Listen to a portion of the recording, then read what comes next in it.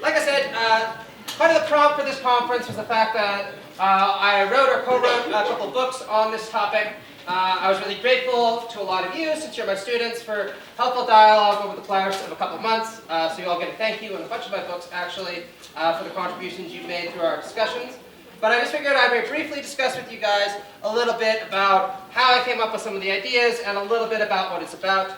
And if you want to buy a copy, then I'm sure our publisher, Doug Lane, would be really happy with you. Okay? So you can talk to me about that afterwards. So the beginnings of this book were actually right about when I was completing my PhD, which was not coincidentally the first time I came to Mexico. Did I see any of you here in 2017? Yeah. You did, yes, I did see you guys. Okay, so you might remember me from back then.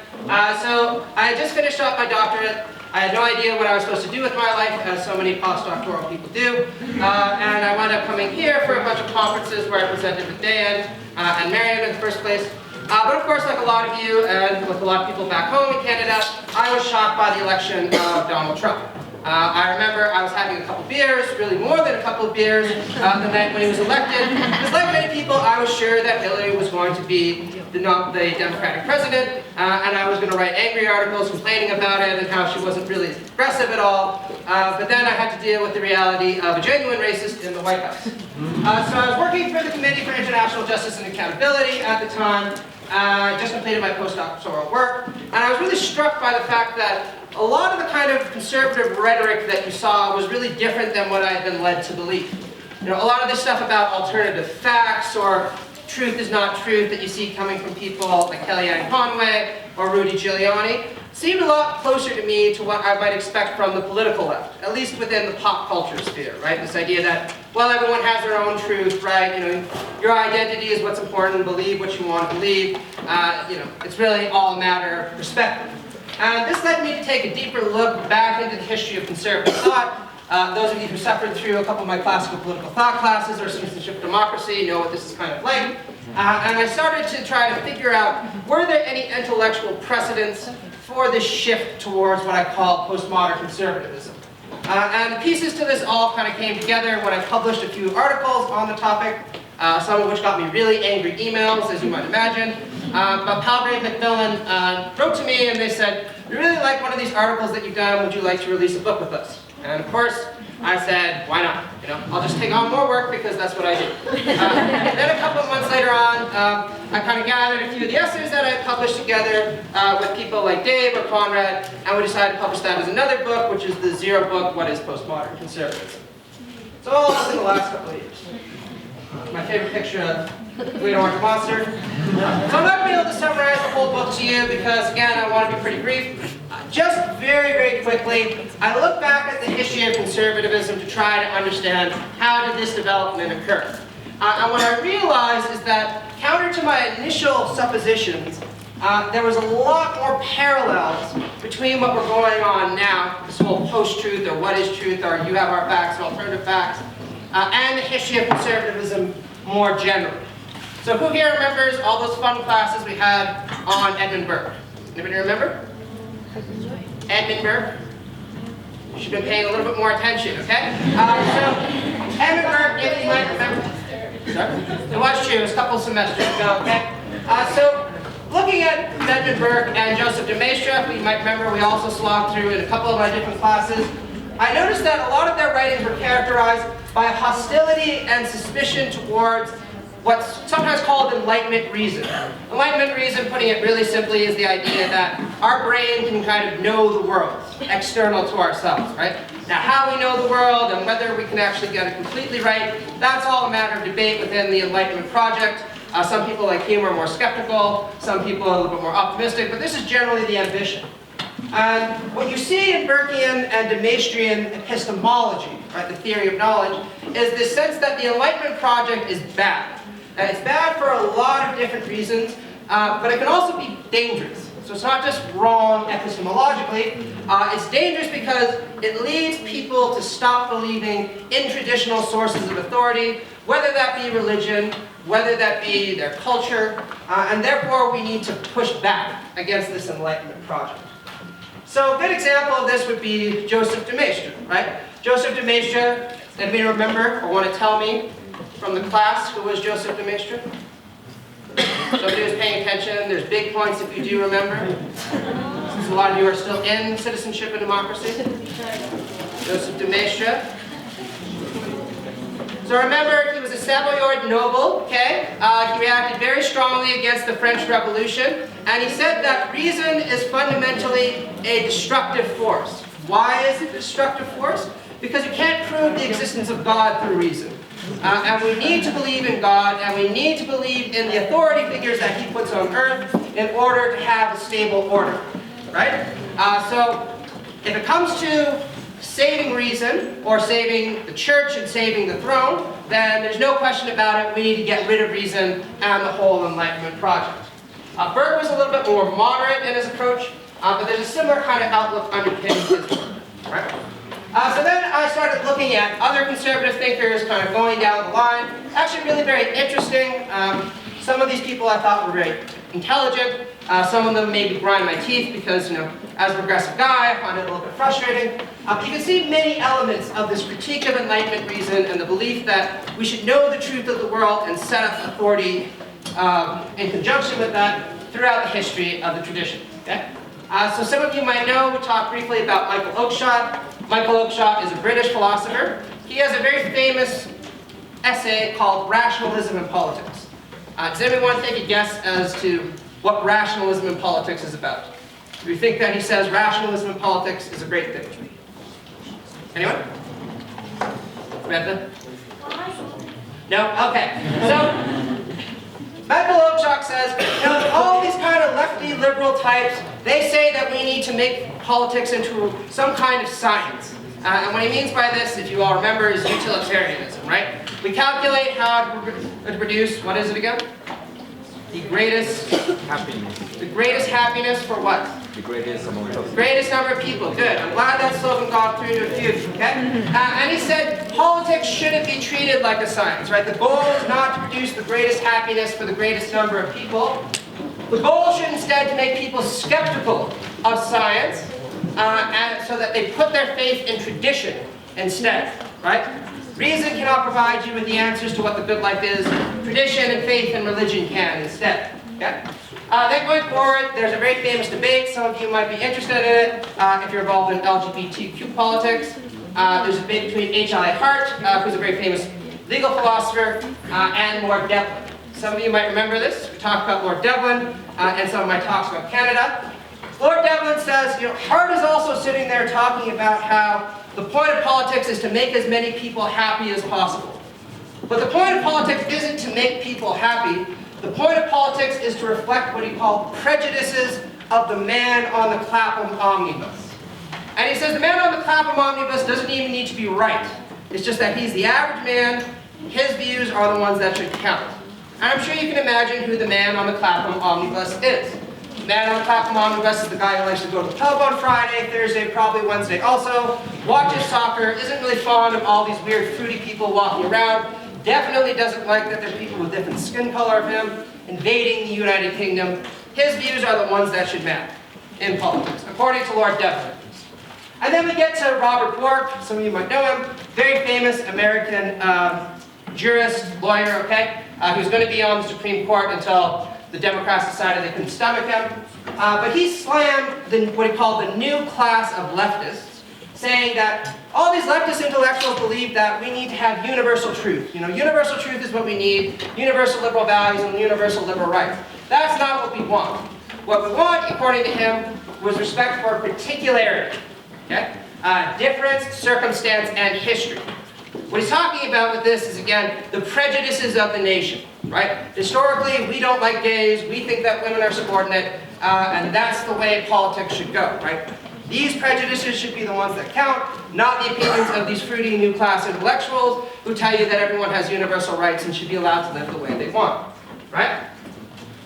So looking back at this, I kind of came to the conclusion that this critique of reason that you see goes way further back than Donald Trump. Right? It has deep roots in the conservative tradition, and we need to be aware of that when we try to interpret him. Right? This isn't some weird phenomena that just came out of nowhere. Right? Very nice quote by Joseph de Maistre in his book Considerations on France, I think summarizes this idea perfectly. Okay? when he says, some of the men of this age seem to me to raise themselves at moments to a hatred of divinity, a hatred of religion, but this frightful act is not needed to make useless the most strenuous creative efforts. The neglect of, let alone scorn for the great beings brings an irrevocable curse on human beings stained by it. Not so important here, but this is the one that is important, okay? Every conceivable institution either rests on a religious idea or is ephemeral, right? So all politics is a kind of religion, according to the mainstream. Institutions are strong and durable to the degree they partake of the divinity. Not only is human reason, or what is ignorantly called philosophy, by philosophy he means kind of trying to understand the world the way it actually is, unable to replace those foundations ignorantly called superstitions, again, religion, faith and tradition, faith and authority. But philosophy is, on the contrary, an essentially destructive force, right?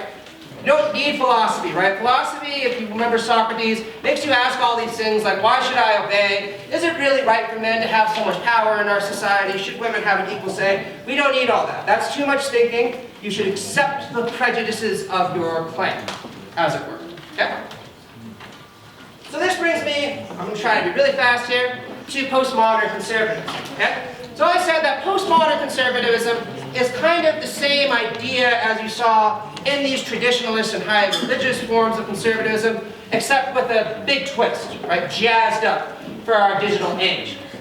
So some of you might know there's a lot of different ways to understand postmodernism. Drawing on people like Mark Fisher, Slavoj Žižek, I say that postmodernism is a cultural condition, right? It's kind of something that we all inhabit, we all imbibe in. Anytime you go on Facebook and talk about, how it is that this new movie is coming out and hope to get as many likes, you're partaking in it, okay?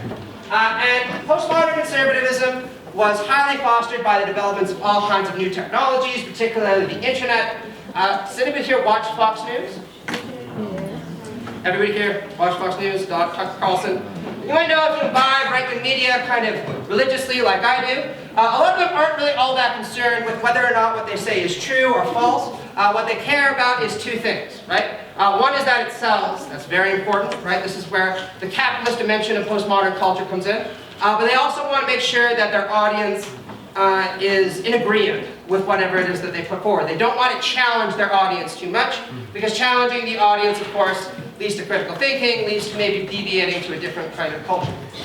So, in postmodern societies, you saw a lot of traditionalists drawing on all these new media, becoming really scared about the decline of religious values, about the decline of white identity in the United States, about the decline of being British in a European context. And they were kind of fed these narratives that, yeah, this is something you should be concerned about. It's the fault of all the Mexicans coming across your border. It's the fault of all these feminazis who are just coming into your campuses saying that you should respect women and not beat them. All this kind of stuff, right? So, fueled by all this, you saw a distinctively postmodern form of the reactionary conservatism I was talking about before emerge in the form of people like Donald Trump, Viktor Orban, and so on. And this is a really nice meme here. It's probably my favorite. Some of you might know Rudy Giuliani, who was the president's lawyer. So what is postmodern conservatism about, right? Well, I say postmodern conservatism is first and foremost a kind of nostalgia, right? What Frederick Jameson would say is nostalgic desire for a return to this fantasy past that never really existed, but we always project in our mind. Right? This idea of John Wayne, or when white men were really in charge kind of past, right? And in this valorized past, identity was stable, values were shared in a manner that supported order, and nobody questioned too much of anything, right? And postmodern conservatives often draw upon this nostalgia to try to frame their identity in the present, right? They'll say, well, I'm a white man, right? And a white man built this civilization. Nobody else had anything to contribute to it at all, not even our wives, and now they're trying to take it away from us, right? Or immigrants are swarming into our country, they're trying to take it away from us, but we built the greatest country on the world, and they don't deserve it. And what identity the postmodern conservative draws upon really depends on who they are, what context they find themselves in. Some of them frame their identity in more anti-feminist terms, some of them frame it in racist terms, some of them frame it in nationalist terms. And they often run into contradiction with one another, right? You might say, well, how can you be a Christian preaching universal love while at the same time saying we need to build a giant wall to keep refugees from coming in, right? It doesn't really seem like something Jesus would do. But these contradictions aren't really important because fundamentally postmodern conservative identity isn't about believing in anything, right? It's about believing that everything was fine once upon a time, but someone took that away from you. Right? This is the idea of make America great again, right? That once upon a time the country was great, and then all these other people took it away, so we need to get it back. And then this brings me to the last kind of point I want to make about this. Hopefully I've kind of convinced you to get a copy of the book at this point. And this is Postmodern Conservatism and its idea of truth. So you might all know that Donald Trump has an interesting understanding of what it means to tell the truth. Which I mean, he doesn't have any idea of what it means to tell the truth, right? And this isn't a coincidence. He actually pretty much stated that he doesn't give a shit about what's true or false or what's real or not, way back in the 80s, when he had somebody who actually knows how to read ghostwrite a book for him, called The Art of the Deal. Has anybody read this? No. Nobody's read The Art of the Deal? No. It's a fantastic book, clearly written by someone who actually, again, knows how to read, so worth looking into, okay? But I do think this actually captures Trump's worldview, okay? Where he says, how is it that I promote myself? And so the way that I promote myself is through bravado. I play to people's fantasies, not the reality, but their fantasies. People may not always think big about themselves, but they can still get very excited by those who do, who think big about themselves, okay? That's why a little hyperbole never hurts. I mean, you know what hyperbole is? Yes. What's hyperbole then? Exaggeration of reality. Exactly, like a tremendous form of exaggeration, right? I said people want to believe that something is the biggest and the greatest and the most spectacular. And I call this truthful hyperbole.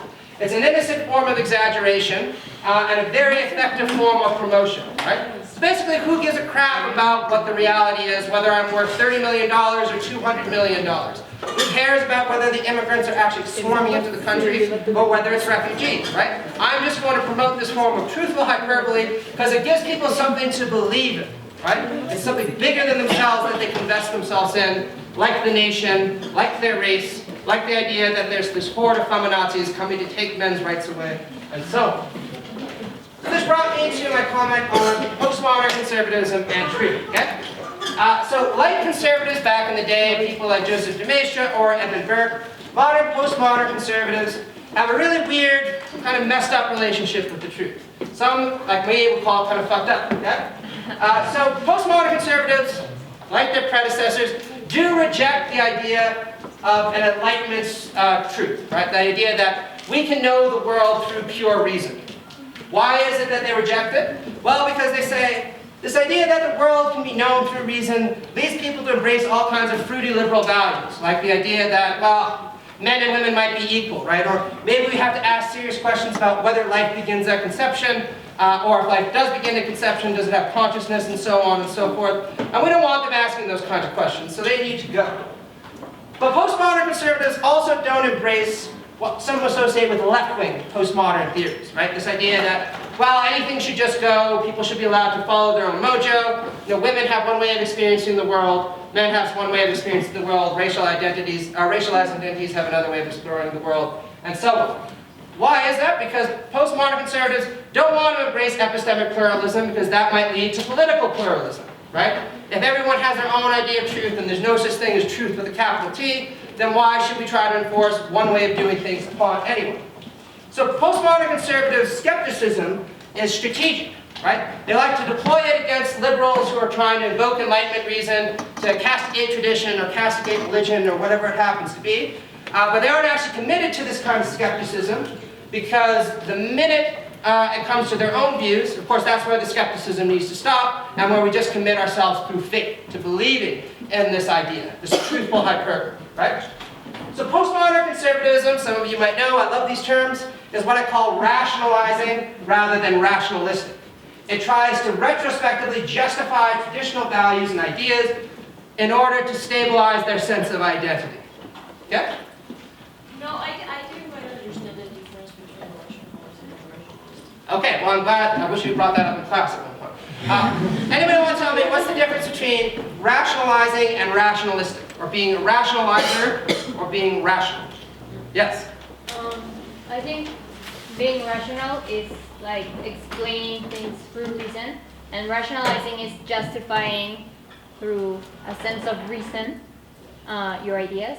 That's why. That's exactly it, right? Whenever you say somebody say, I already know the truth, now I just need to come up with reasons to believe it, they're trying to rationalize, right? Whenever you see somebody say to something to this effect, right? Ben can probably correct me on this, there's a lot of different iterations of it. You know, we're not exactly sure what the truth of this is.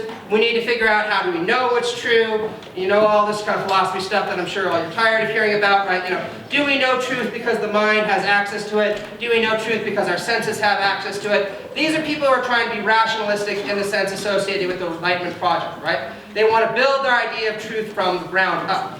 Rationalizers don't want to do this, right? They say, I know the truth, now I just need to come up with any kind of argument I need to in order to justify it. Does that make sense? Yes. Okay, cool. All right, so that's my presentation. I try to go relatively quickly, but if you have any questions, you can all email me, or you can just punch it in class on Monday, okay? Cool. All right, thank you.